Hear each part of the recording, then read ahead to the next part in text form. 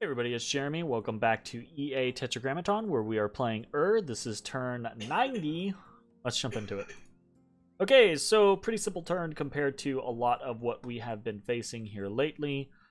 We have reached Thaumaturgy 8. Great. Next up is Enchantment 9. Wonderful.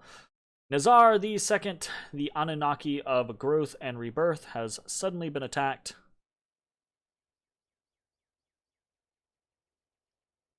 By Kurgi, the Slave of Reason. So let's see how things go. Alright. We do not have very many Kusurikus here today.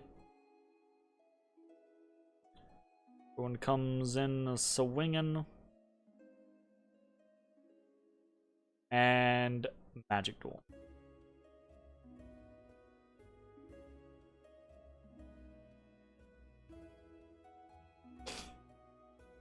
Yeah, well, you hate to see it, right? Fucking Astral 10 big boy comes in and Magic Duels. Not really much we can do about that. So, our god is dead yet again. We summon some more Kusurikus. Hollow cast Curse of Blood. Very cool. We've obtained some more blood sacrifices in Tesiphon. We've lost a couple of units on March. And then we have a couple of battles. The first one in White Forest, and we can see it's against Hinnom. So White Forest is actually the throne, the Mictlan throne. But it looks like Hinnom moved there first. So we've got Ishib 19 and Isham 1 up against... Goodness gracious. We've got a group of Sairs. We've got a couple of Baals that are kitted out to bug. So that's terrifying. We've got a couple of long dead Rephites, which are honestly no big deal. A couple of Dawn Guard, which are scary. And then in the back, we've got one of the crown jewels. We've got Semyaza, the Grigori. And this bad boy is kitted out. It's got wonderful options here. It's a healer. I love the Grigori. They're really cool. I've never gotten to summon them in a multiplayer game.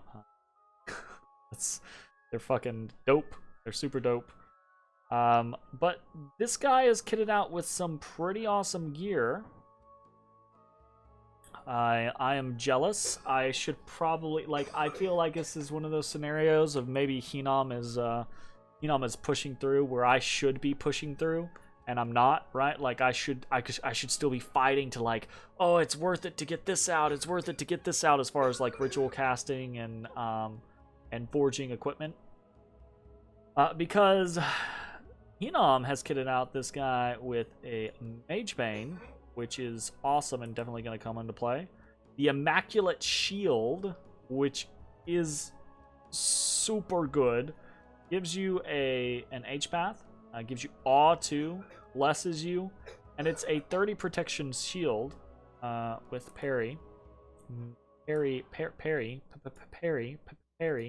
9. An Iron Helm, or an Iron Face rather, so gives you Iron Skin, just flat out 20 natural protection. Awesome.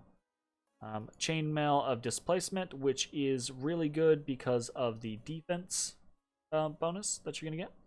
Boots of the Messenger, amazing. We love Boots of the Messenger, you know that. Krupp's Bracers, which give more reinvigoration and protection all across the body, as well as base bracers of protection.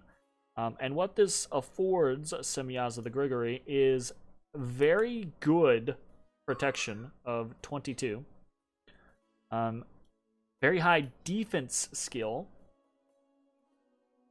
And just overall killer setup. So we have, and I've thrown this out there before, right? The Ishibs are interesting thugs, but they're makeshift thugs. We've seen them die. We know they die. We know that they are not as good as other chassis, but we just don't have a lot of crazy options, and we ran into we we inherited a lot of gear, and it just made sense to use the gear and see how we could go from there, right? Whereas Isham 1 actually is a decent thugging unit, but again, it is just a thugging unit, whereas something like a Grigory is a super combatant. So, that's not to say that thugs are lesser than super combatants. You know what kills super combatants? Thugs. But they are thugs specifically kitted out to kill super combatants. So, Isham 1 is great and all, but we're gonna watch something happen here. So our people are gonna go through. We know what their scripts are, so we're gonna keep an eye over here. We get Elemental Fortitude. We get Army of Giants. We get some blessings. We get our Astral Shield. A lot of stuff actually. Personal luck. Phoenix Pyre, Legions of Steel, Cheat Fate, Fire Shield. I don't know why this guy blessed. He's already blessed. His blessing because of his immaculate shield. And he's up. Okay, so while we've been watching them, our people have done their thing, right? Sham 1's over here with 30 protection, ready to kick some ass. He's got some resistances, got a bunch of regeneration. Ishib 19 is over here, cutting down Sair. Actually, he's doing okay. All right. My girlfriend's dying, by the way. Don't worry about it. She's. So Ishib 1, he can't deal with this many high damage attacks. We know what happens when an Ishib gets into that type of scenario. Eventually their moss body gets popped, and as soon as their moss body pops, they die. Right? So we know that. We're not going to worry about that too terribly much. What we are going to worry about is Ishib, or Isham 1, who you may notice really doing anything. What happened? And it's funny too, because you can see he regenerates enough that he kind of sticks around for a while, but his fatigue is 171. He's fatigued out because of the Mage Bane, because Mage Bane does 110 fatigue damage, so all you gotta do is hit once. Now it's funny, he's not getting Soul Slayed, and in actuality, Isham 1 does not have very high magic resistance, so that is kind of amusing. But his fight was taken from him before he ever even got a chance. Isham 1 being fatigued out. It's going to be surrounded. It's going to be cut down. Isham 1 pops his moss body. And there we go. Unfortunate. Isham 1 is gone. Okay. So then we have, after that unfortunate loss, we are attacked in a number of places by Mictlan. This is Mictlan just kind of like raiding its territory, or taking its territory back. And we are attacked in the Fortress of Verdant Steppes, where we're up against a massive force with nothing. So none of these battles are really anything. We have some unexpected events. Troll Peaks, gain some or lose some unrest, gain some dominion. And this is directly in relation to our priest being there, performing an exorcism on the demon of this land. So we're trying to counteract what's going on in Troll Peaks. We've gained 10 defense in Rim Mountains, putting Rim Mountains up to 30. That's pretty cool. Lost some dominion in Defaros, unfortunate. The disease is still spreading in Troll Peaks. And then we got some. So, what's going on this turn? Mostly the same that has been going on, honestly. Sorry, this is not going to be a very exciting turn. We are continuing to gather in Pangaea and Carrion. I think of note, we are bringing forces with NC-10 from Hall Woods. So this is going to be another 80 Spear Guard heading over from Hall Woods towards Pangaea. in order to reinforce the units that are here, right? We don't have very many in Pangaea, but we have quite a few in Carrion, and we're bringing more from the units that survived the assault on Mictlan. The plan here is to just make ourselves difficult to deal with. If he wants to send a giant doom stack at us, obviously he's probably going to be able to take care of us. And if we indeed see a giant doom stack, fortunately, part of his Ozelotls move quickly. Those are scary, but his old men priests do not move quickly. So fortunately, we can kind of see them coming. So if he brings in the whole big stack, comes at me, then we're just gonna fight backwards, right? We're just gonna pull back. We'll group up a massive army somewhere in and around and then head back towards the fight. But I don't anticipate that happening. From what I have heard of Hinam's plans to start attacking in a number of different locations, which would be cool. So the only thing of real note that's going on in this area, aside from basic movements, is that Cromna, our Tartarian Titan, is having a moment. So her shattered soul means that on occasion she will not do anything. She'll just fucking dick around. So she is currently unable to flee. She is defending in the province of Geta. We have her on retreat.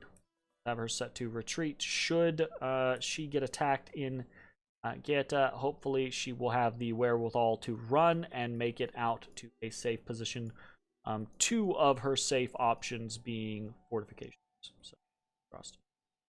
We are continuing to maneuver and reinforce in Silverfangs.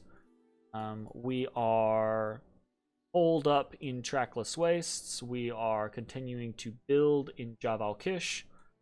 And in other news, we are casting Mother Oak this turn. So we talked about this in the previous turn. We made with our god a Moonvine bracelet. And we're just fishing here, right? We're fishing because we have a lot of nature gem income. We have a lot of nature gems. This could potentially give us a cheap global that goes up. And I think at this point, if something goes up, I don't think anyone plans on trying to take it down, especially not Mother Oak, right? But having Mother Oak up, even for, a couple turns, gives us a 40 gem income. 40 gem income is pretty insane. So this is kind of just a fish. It is possible that this Great Bear gets hit with Astral. I say possible. It's likely that this Isham gets hit with Astral Corruption, a horror, and dies, and this is a waste of 50 gems plus the gems needed to make the Moonvine bracelet. But I don't know, it's kind of whatever. If we're successful, we earn a nice little bonus. If we fail, I'm not even going to remember that we failed in 5 turns. Like, honestly. The only, downside is that this Great Bear actually is a base Nature 4. And a base Nature 4 is, if we look at our Enkidu Shamans, is nice, and apparently relatively rare in what we have been getting. We have no base 4s in any of these, though it's like a 33% chance, So, if anything, that's the thing that I'll be a little bit about. But overall, I'm not super worried about it. Let me double check and make sure. Yeah, okay. So we can't call God, right? But it is early fall in the year 7. So early fall meaning mid-fall, late fall, early winter, mid-winter, late winter, early spring. We will have our god in 6 turns. Fuck me. This fucking bouncing back between immortal and not immortal and... Wait. I kind of feel like Hormark should disappear on Resurrection. It's like it's gotten to the point to where being Hormarked is so incredibly punitive. Like, I guess I'm just gonna, like, my god's just gonna keep fighting every time it comes back, right? I'll just have him gear him up with his best stuff I can, and then just hope that he survives, because there's not really anything else to do. Like, whether he's casting or forging, he still gets attacked every turn. It's kind of irrelevant. Yeah, it's kind of rough. So yeah, I guess that's mostly it for the turn. We're kind of in this weird holding pattern. I don't like it. I want to actively be doing something, but I'm going to try to give Henom the benefit of the doubt. In the discussions that I've had with them, they've made statements like, you know, hey, you're doing a lot more than I've been doing against Mictlan. I'm gonna try to do some things. They've been talking about like throwing in some super combatants to try to like take out his doom stacks, and go from there. And obviously, right, like, he is attacking in other locations. Granted, this is a throne, so of course he's attacking a throne, right? But then again, so was I. I was attacking in a throne, and it's at that scenario of like, none of us have enough thrones for it to matter. Like, even if he took the other two thrones, right? If he had Throne of Sun, Throne of First Stage, he'd have 2, 4, 6, 8, 11. So he'd still need 2 3s to win. The throne scenario in this game is honestly kind of brutal. I keep getting into these games where the throne setup is a little weird, and it leads to these very, like, extended fights where, because no one can rush. No one can effectively try to, like, actually rush things. So, very interesting. Regardless, though, I'm having a pretty good time with it. We are holding for now. And hopefully within the next few turns, we have a resolution of the astral corruption scenario. If we don't, within the next couple turns, then we are going to reconsolidate forces on the Pangean front. We're going to make a massive fucking army. We're going to bring in armies from, like, I might honestly just be like, fuck it, and march the army from Kailasa. Because this is already as is. This is another 150 units right here. We could march an army in short order from We could march an army from there as a, 100 stack, 150 stack in just a few turns. So it's kind of slow at the moment, and I hope that Henom makes everything different, but we'll see how it goes. We're also recruiting enough to the point to where, like, once we hit basically like 3,000 upkeep, I'm kind of in the scenario of like, I'm willing to risk certain units. Like, I'll start making some hammers with Gudus. I'll throw some stuff out there with a few Ishibs here or there. And we'll probably lose them to Astral Corruption, but at that point I won't really care because we'll have so many more mages to pull from. Alright. I think that's it. I don't think there's anything else kind of really crazy happening. So that's going to be it. I will see you all. Oh, right. This fucking Tartarian's pillaging our capital. Fucking ass. Anyways, that's going to be it. Thanks for watching. I will see you all. Bye, everybody.